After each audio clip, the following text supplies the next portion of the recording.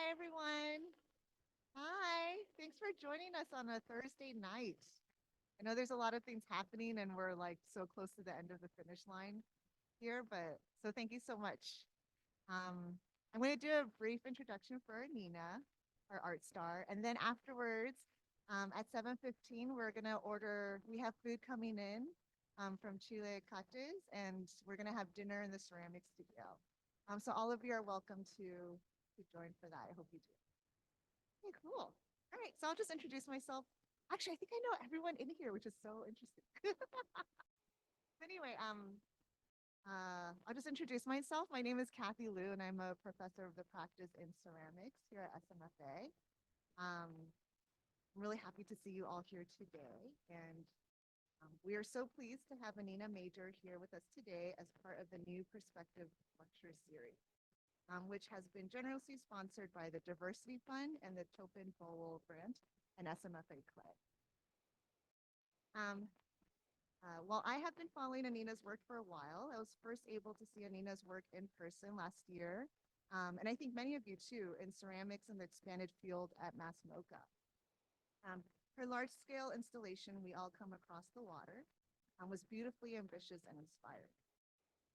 So for a little introduction bio, Anina Major, she, her, is a visual artist from the Bahamas. Her decision to establish a home contrary to the location in which she was born and raised motivates her to investigate the relationship between self and place as a site of negotiation.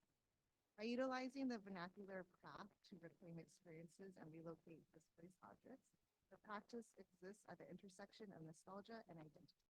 She holds an MFA from Rhode Island School of Design and is the recipient of numerous awards and residencies, including the 2023 Joan Mitchell Fellowship, the Lighton International Artist Exchange Program, and the EKWC Center of Excellence for Ceramics International Artists in Residency.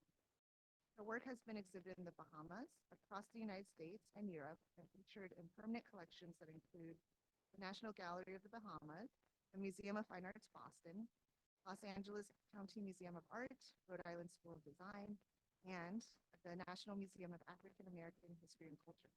And I think we can add to that the Smithsonian. Oh, yes, totally. Awesome. So we're live updating your bio. So anyway, we are so lucky to be able to hear her talk about her work today. Let's welcome Anina Major to SMFA.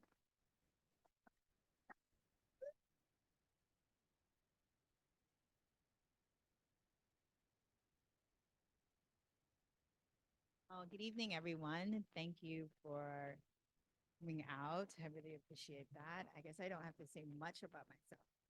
Really good job.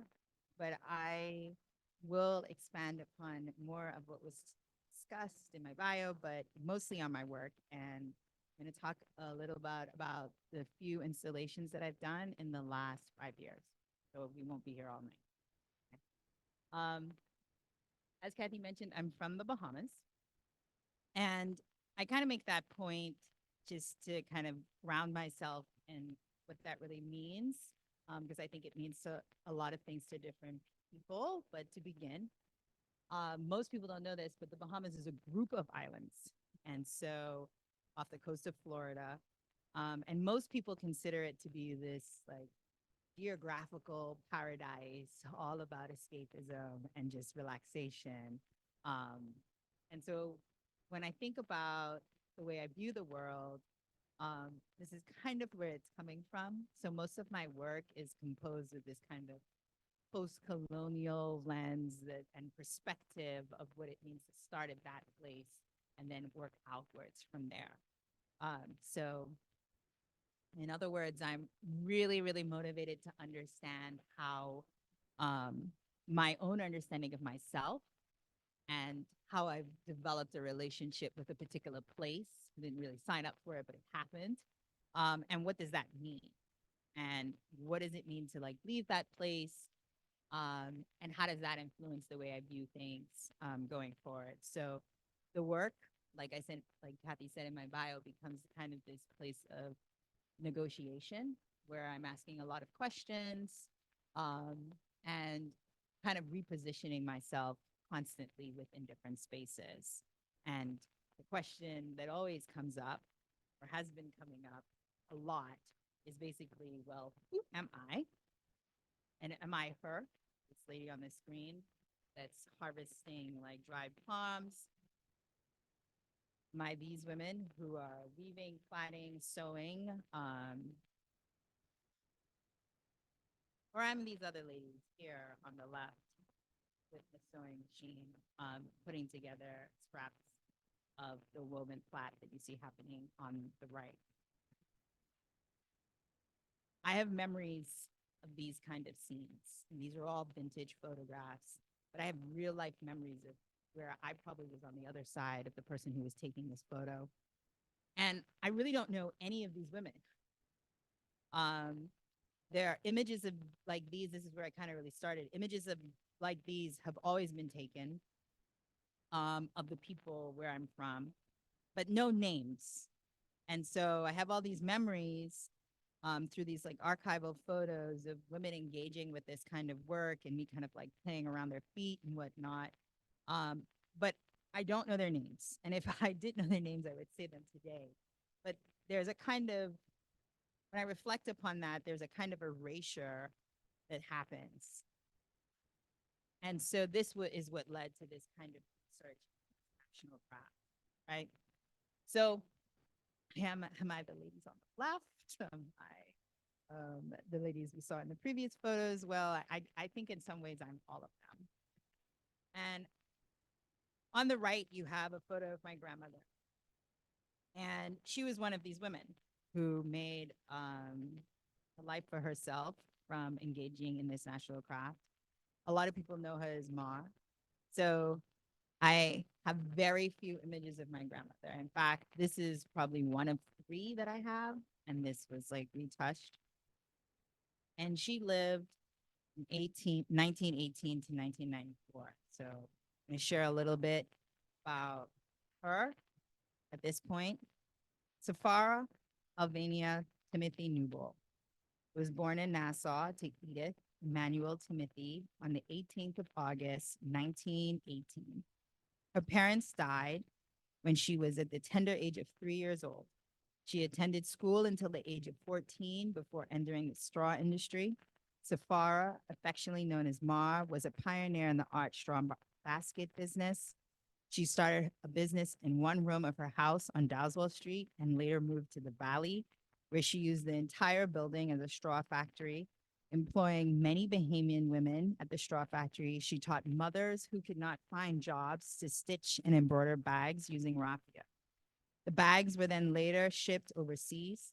She was one of the first to export bags to the United States. And during World War II, she was instrumental in using her talents to ship straw cigarette cases and wallets to the military corporations.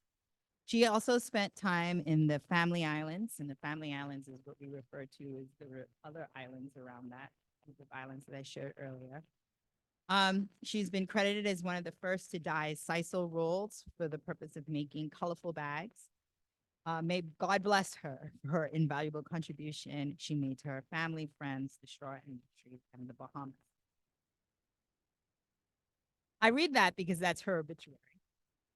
And I kind of found out the most information about her through her obituary.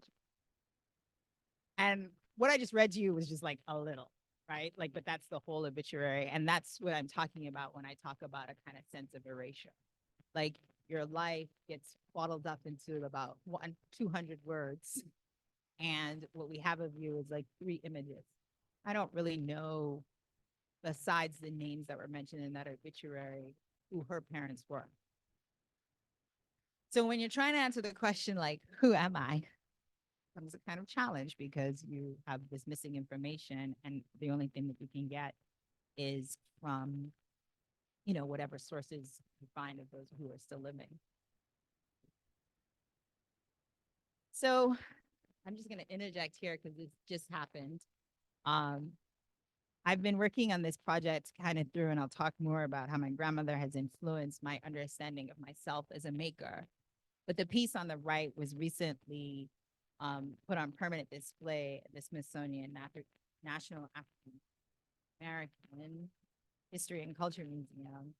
And a part of the display is not just my work, but it also includes my grandmother, um, other women within the Bahamian community, my best friend's grandmother, who lived to be like 104 on the bottom right, a famous photo taken by not a local Bahamian, but someone who moved to the Bahamas and pretty much was one of the pioneers with documenting Bahamian people, not for a commercial sense.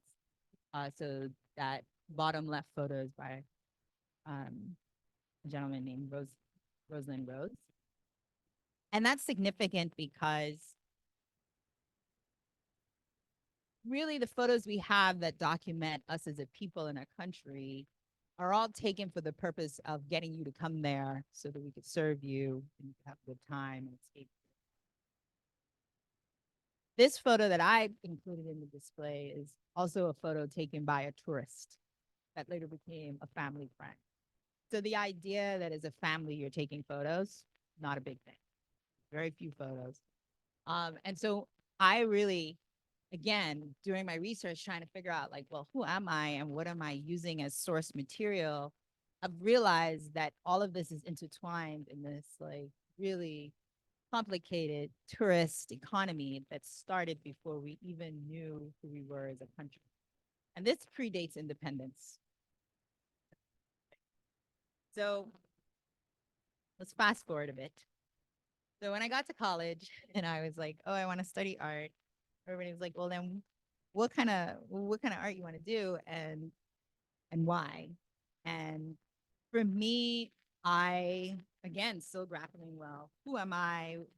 Is it what they told me I am, or and what do I really think does it mean to be Bahamian? I don't live there anymore. Like, how do I have these relationships? I also started questioning like, well, what kind of artist I want to be and what kind of maker that I thought I was. And the person that kept coming back to my grandmother, I mentioned earlier, I was probably the little girl on the other side of those photos, watching these women engage and make objects. So I was really intrigued by that. And I thought this was like an excellent way of expressing how I personally thought I could go from the 2 dimension to like 3 dimension. Like in my head, that's how I was thinking through everything. Um, and this became a very kind of crucial understanding of the way that I think through object making. So I started what I call plaiting, and that's what we refer to the palm weaving in the Bahamas as. And again, I do not recall doing this as an adult. This is like childhood memory of when I used to spend summers with my grandmother at the marketplace or in her home. So I don't remember much at this point. But I did find myself going on YouTube and reteaching myself how to plait. And I did it with strips of paper. And that led to like kind of my first piece working with this kind of concept of weaving. And what I found was there was this excellent video of this woman weaving in the same way. But by the time it got to the end of the video, I realized she's not in the Bahamas. She's somewhere else. And the only reason I could tell that was because of the ground. And so I found out she was from Ghana. And she then became like my like substitute teacher for the fact that my grandmother's no longer with me and me trying to learn and reconnect with something that I held dear. So this piece that's on the screen right now is a video piece that I made called Comparative Perspectives. And I kind of likened the motion of my hands weaving as this continuous motion, kind of like the ocean. We often hear about the ocean being able to tell stories of things coming in and things going out. And I think that's a little bit like how my memory was operating at the time. And it just served as a beautiful metaphor. So, um, to the left, you see my hands trying to relearn. And then on the right, you have this woman who I've never met from Ghana on YouTube, kind of like doing the same thing. And that's how I kind of got my proficiency up. To me, that whole experience led me to this place of thinking like, what we're talking about here is kind of an inherited knowledge, right? Some kind of kinship with something that's also disparate and apart. And as a person that migrated from one place to another, I often, because I have these big gaps in my own national archive, I'm now looking larger, right? Like I'm like pulling out the lens a bit for further, and I'm thinking through a much greater history. Like, well, how did this even get to the Bahamas, and where did it come from?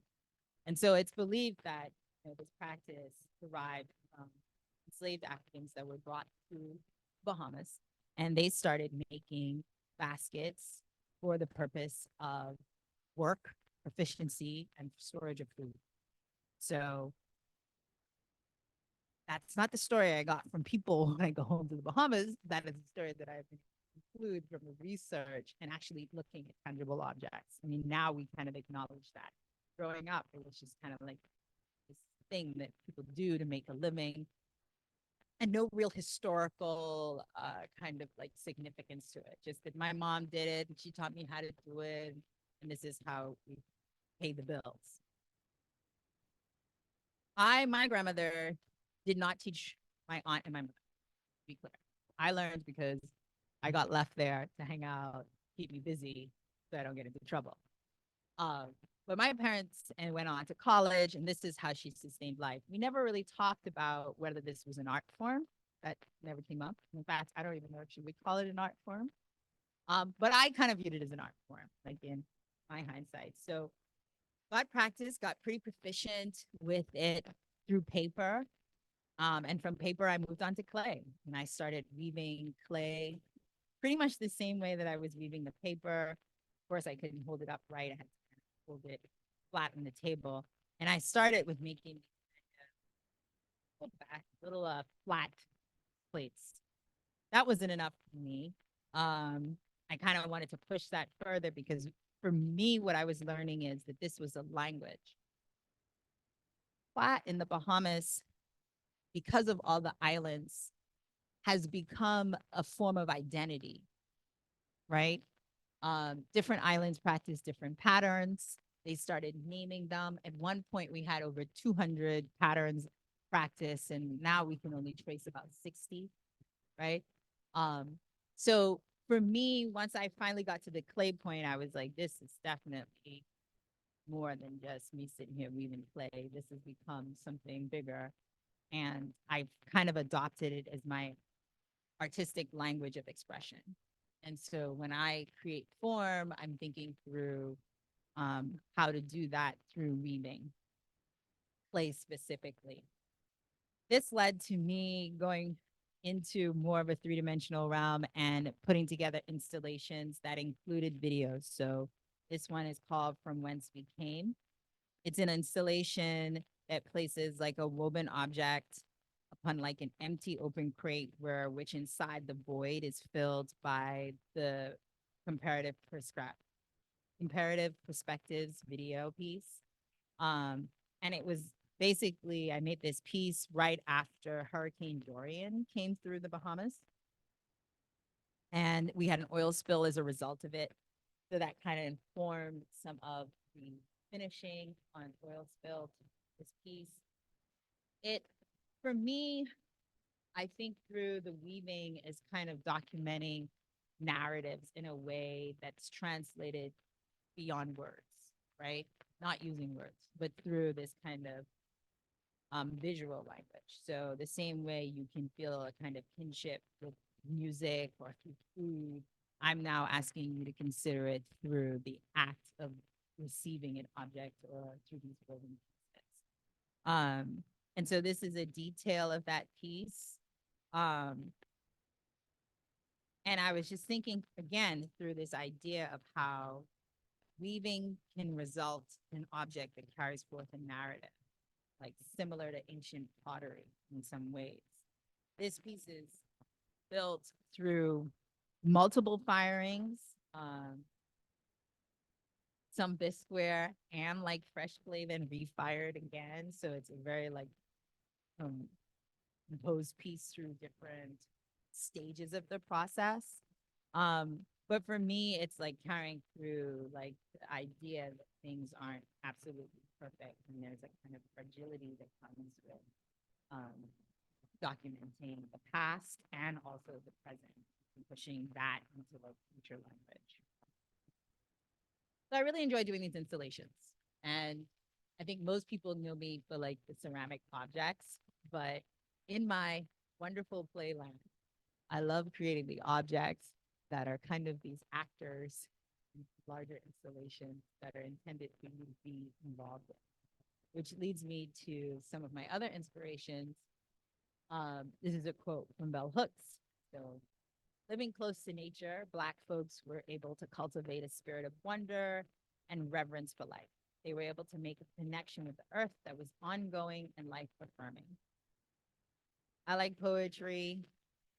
I love it when things aren't quite one to one. You can't really understand to connect the dots. It allows you to enter the work. So this installation was kind of about that for me. It was talking about these like moving spaces, which is where I was. I was like heart in one place, body in another. And Majestic Harmony was talking about how the land and my relationship to the land, it helped me through that. Right. So the process itself is weaving, but like my relationship to this place, AKA land, and living in between that in a kind of non-tangible space was what was really starting to kind of like what I was parsing through. So Majestic Harmony considers the imbalance that happens within these kind of marginal spaces and the urge to remedy that with like kind of nuance and beauty. So these two pieces hung. I carefully balanced two palms, one proudly crowned higher in an upright stature, and its companion is kind of tilted in either an ascending or descending way or a mid-fall posture to kind of evoke a sense of empathy. Suspended in the air, they moved. This was not like a static piece, even though I'm showing you a photo. And it, to me, kind of served as another visual lexicon of unpacking, right? The specificity of my experiences. So what does that mean to kind of live nondescript place? And again, renegotiating, like this is what I know to be true of myself in the context of another. What does it mean to like pick up one's roots and plant them somewhere else? And for that to be elevated off of the ground. So you're in some way disconnected, but still carrying forth with you something. So they're vessel forms, they're hollow. One's kind of woven, kind of making reference to the past, and some kind of heritage or lineage. And then the other one, kind of this urchin that's referencing kind of power, a little bit assertive, aggressive from the water. And so it's kind of dealing with all of these kind of feelings and this unexpected growth that comes from that. I don't like to harm my plants in any of my installations. So day one look just like the last day we be installed. Care for them. So what does it mean to live in this space, grow in this space, right? These unexpected growths. And how poignant is that to when I think about what it means to be kind of in this space of the Black diaspora. So working with that was Majestic Harmony. Another installation I did is inspired by Alice Walker's book In Search of Our Mother's Gardens.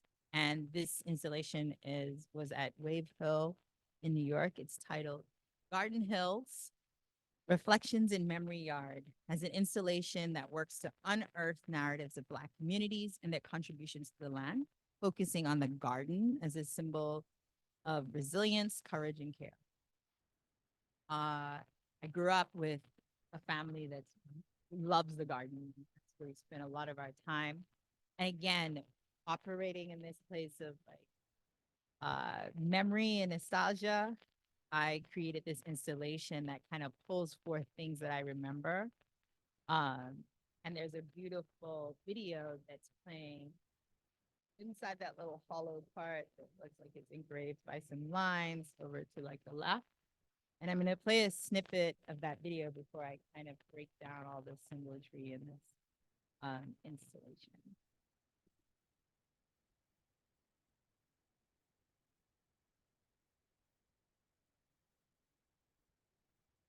Again, it's one of those things, the way I entered gardening, um, without any notion of what it could be. You know, my mother gardened.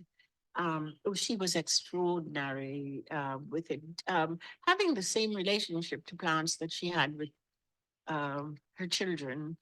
You know, she could make something grow into the most beautiful thing and then decide she didn't like it anymore. And one tree in particular, she was causing trouble and she just set it on fire and it burned, and that was that. Or she would chop it down. She's in a very um, intimate relation to uh, the destruction of things she had created.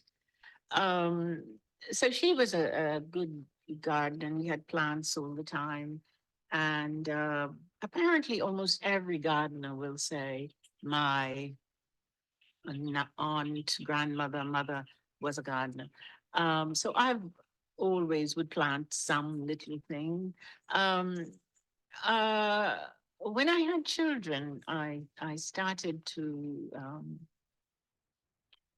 plant things, and there's a whole the first things I got as a joke of a present for my first Mother's Day was some very cheap gardening tools because it was a joke and seeds. And I went outside and planted the seeds. Nothing grew, and in my case, nothing is more inspiring than failure. When I fail at something, I think, yeah, let me see. And I keep doing it. So I kept gardening.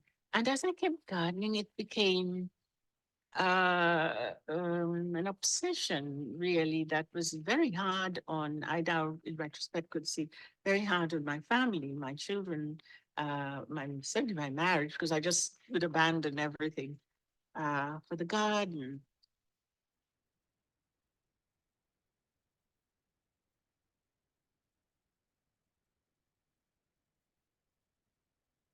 So yeah, this little puddle in the ground plays this video, and it's about like 21 minutes long, and then it goes into silence, and we're staring at, yeah, you end up staring at the sky in the bottom. So this kind of opportunity to revisit the space of the garden and what it meant, um, for me was like an opportunity to kind of go back and think through again this close relationship that I'm already kind of talking about with the work. So ceramic sculptures resembling woven containers again were kind of the home for plants.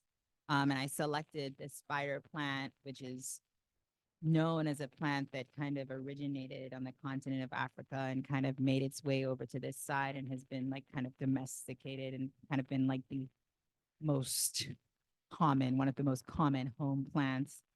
I also kind of infused some of like the symbolism of spiritual beings and the idea that the garden is a protective place. So you have these like blue bottle trees. This piece that sits on top of the decking is called Curled Within, and it's kind of like a woven, kind of collapsed kind of donut situation that's to resemble like a reef. Reefs are really popular for um, not just mourning, but also celebrating. So it kind of keeps showing up in kind of iconography within Bahamian culture. And then this floor plan that you're viewing on here is what I thought my childhood home looked like. So I like drew it out and sent it to my mom, and I was like, "This is the floor plan." She was like, "No, that's not where the bathroom was." I was like, "Oh, there you go." But it's gonna be where the bathroom is today because again, like memory has this weird way of playing with you, right? And so I just thought that was really funny how I was like, "No, it wasn't. swear this is how it was.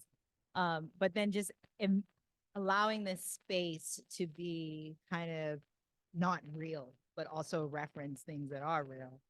Um, and and how does that act as a kind of, space of beauty, or like looking for places of sustenance, um, but expand upon those concepts, right? Into like another kind of realm of thinking through it. And some people may say like spiritual, but like, how do we go through that and kind of think about other ways of expressing community?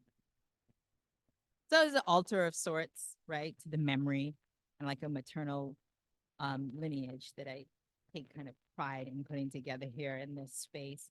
And I think about each of these elements as bringing in some kind of protective energy. So you have like these protective plants, um, and kind of stating the importance of balance and beauty between us and the land, which has been like a long part of it. So this piece I call Wishing Well. The coloring inside this was made from not just like copper oxide, but some of those bottles that you see within the bigger installation. And every garden that I've known has always had like a well or a pump to provide water for the life that's there. So it kind of felt like I couldn't do this installation without having something that referenced that. There's always a machete, and I casted a machete out of glass, to kind of place within this installation as this, um, I don't know, like this, and again, symbols of protection and kind of like bringing that all together. Uh, this piece was kind of really fun to make and watch it grow over time as these plants kind of grew and started to blossom. I also have these shells, which if you saw the installation at Mass Mocha, again, another symbol of protective nature, given the way that shells operate for the living organisms. So this was Garden Hills, Reflection of Memory Garden. The last installation is my latest, and this I kind of pulled from Stuart Hall, who is a philosopher, socialist. He also kind of left Jamaica and went and lived in the UK. And he often talks about that dynamic of leaving the islands and having this kind of relationship with this place that you no longer live in. So I often read a lot of his writings. And one of the things he wrote is sometimes I feel myself to have to be in the last colonial. And his memoir was titled A Familiar Stranger, A Life Between Two Islands. So his last installation is called Between Isles. It's a two-part installation. The top is meaning one, and then at the bottom, they activated the pool. So it's a two-part outdoor installation at Al Held Foundation and on those grounds.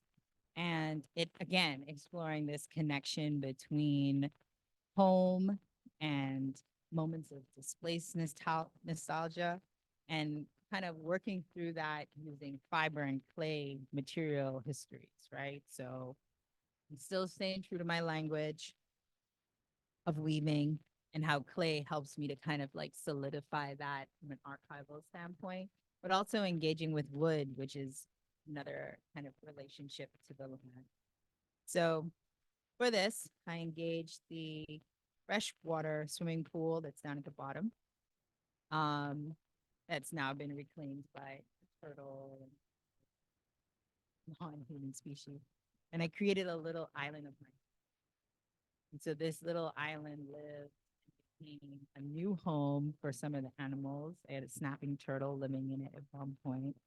And it had fauna for food. So the plants that we planted here were to encourage the natural like life that's around in the area, in the Hudson area. So we had like butterflies, different dragonflies living in there at one point.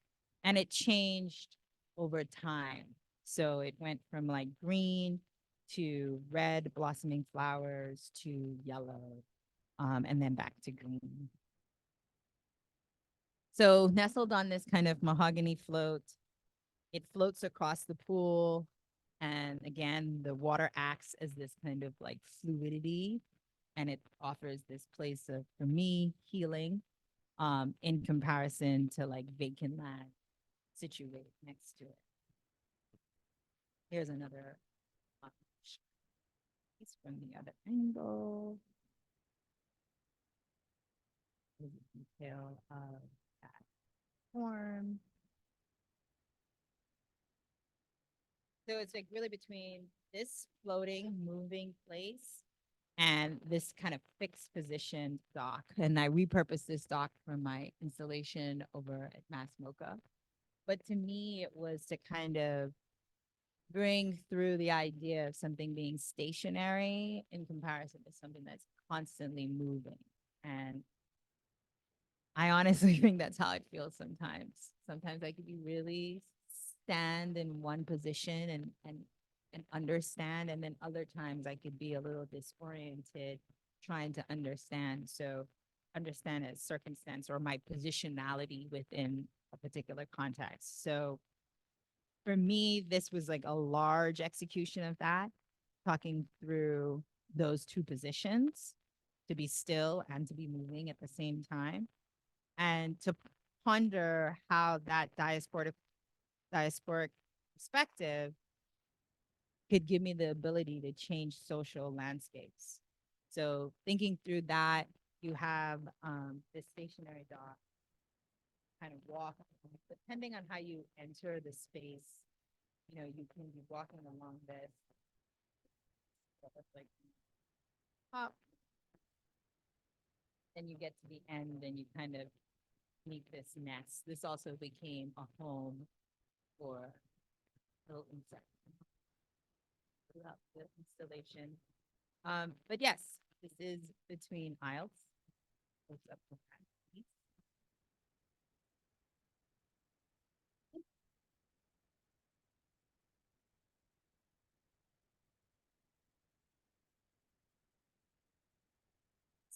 So I guess I'll just open it up to questions from you guys. I tried to always. Okay. Super.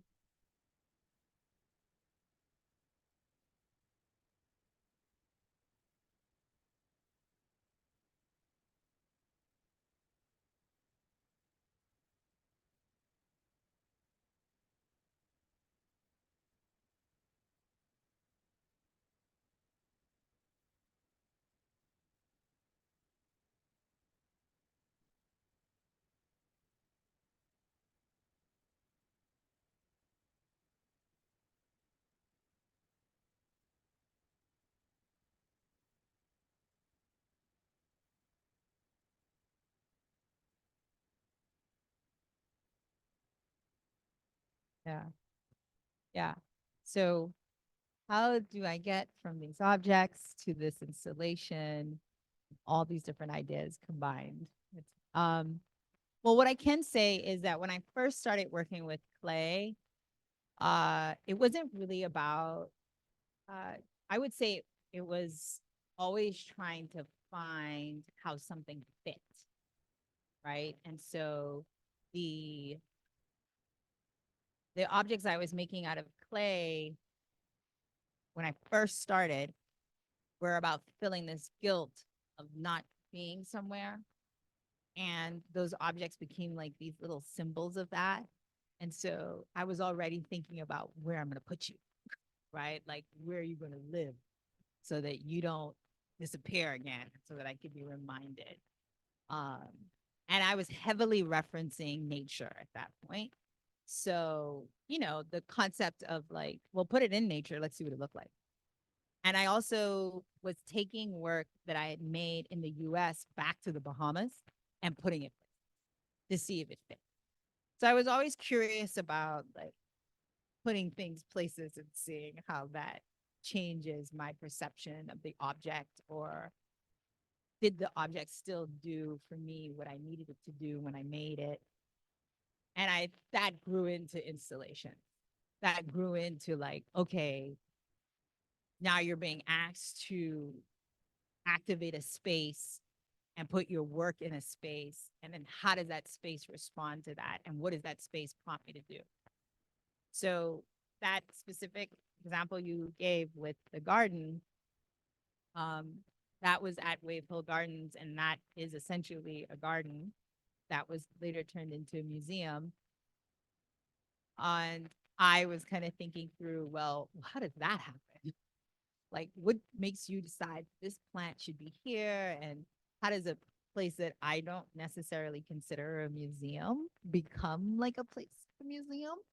And so I was thinking about all the things that I would put into my garden if my garden had become a museum, and all the things that I would want to be sacred and to come together to tell a story of where this particular garden came to be.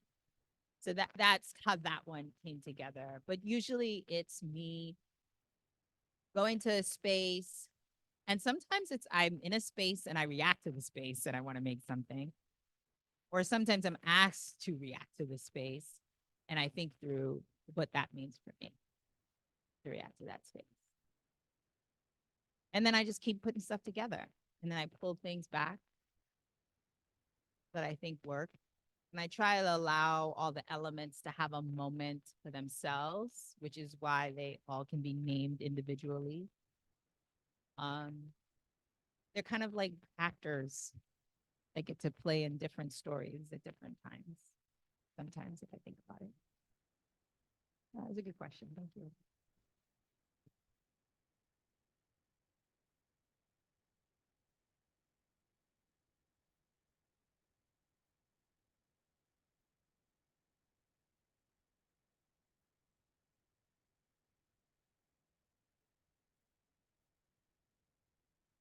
Yeah. So I would say that things were happening at the same time. So it's like hard to explain that in a presentation sometimes because you're like, "Bloop, bloop."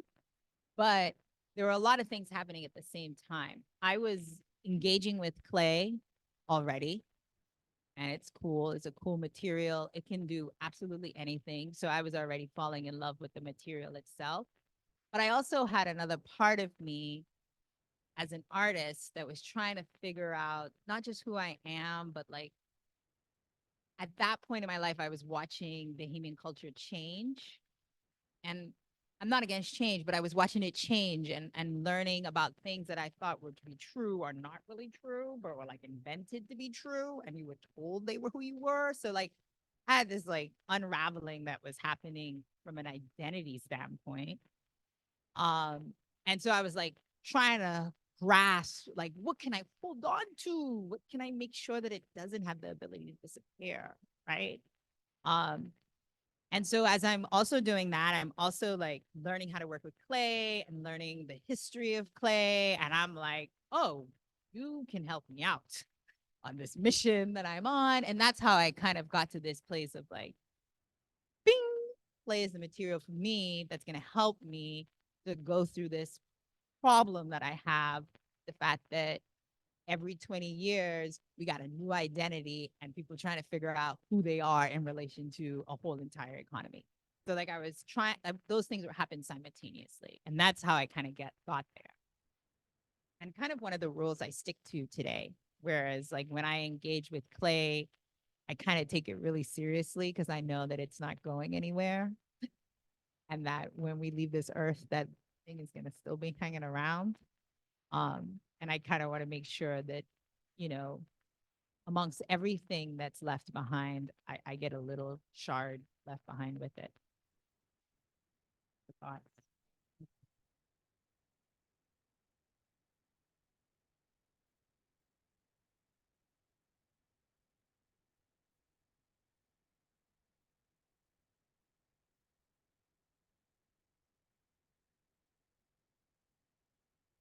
Yeah. So when I first started out, really didn't like glazing, to be honest. It's a fair place to be. But then I kind of dive into things that I don't know a lot about. And so I kind of dived into clay and the chemistry behind it. And um, I don't know. I am at this point when I think about the surface of my work, I'm really thinking about how it adds to what that piece is trying to convey. So in the piece that I showed with the oil spill, it was kind of important for it to be black and shiny. And that's on a very, superficial level is where I started with that. That piece was originally red underglaze. And I was like, this is not. And I just kind of like wanted to. So there are parts of it when you see it in person, you get up close, you can still see remnants of that. But I wanted this kind of like moltenous, black, shiny, thick material to coat the weaving to the point where you lose some of the detail, because that's kind of the way the images looked when the oil spilled. It was just like the whole land had been covered. Since then, I've also been working through more material wise. I've been thinking through how the kiln becomes this place for real change under like extreme conditions. And so I've been incorporating glass. Again, it's like the more you know, just going down the rabbit hole. And the day I learned that glaze is basically glass changed everything, because for me, I was like, oh, okay, well, I have sea glass.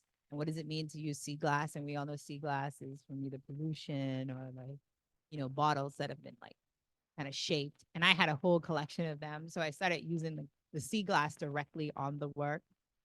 I started engaging in different firing techniques such as soda or wood firing, so I could get like more connections to the earth from a material standpoint. And so when I'm not working in bright colors, I'm usually thinking through how the material itself can contribute to the surface or a combination of both.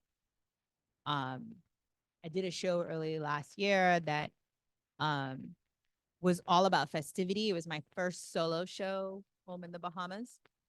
And I just wanted to be bright and lively.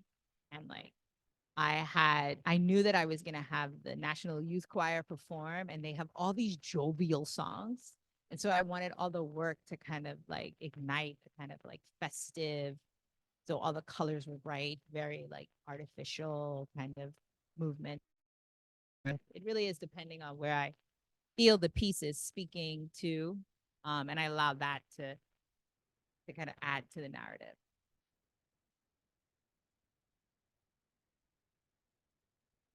Another question.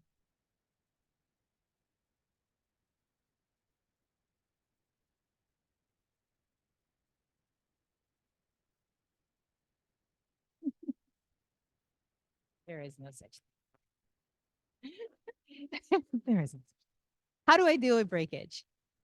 Honestly, because what I'm trying to do with the work is about breakage and disconnect, I embrace breakage. I actually, the better I get, don't have that much breakage. And I'm like now getting to the point where I need to like force breakage. But I do like breakage. I'll be honest. Again, the oil spilled piece was a piece that broke, and I took half of it and then built on top of it and refired. So I really, nothing kind of escapes the narrative for me, because when I'm talking about disconnect and displacement, that's exactly where we're talking about breakage, like in a way where you can't connect anymore. So when it happens in the process, I think the piece is just speaking to me and saying, this is where I'd like to be. And please don't force me to be something else. So I kind of embrace it. I don't know if that really helps. But from a technical standpoint, I do know how to handle breaks and cracks at various different stages. And we could talk about that later if that's a technical answer. But conceptually, I embrace it. That's part of the work.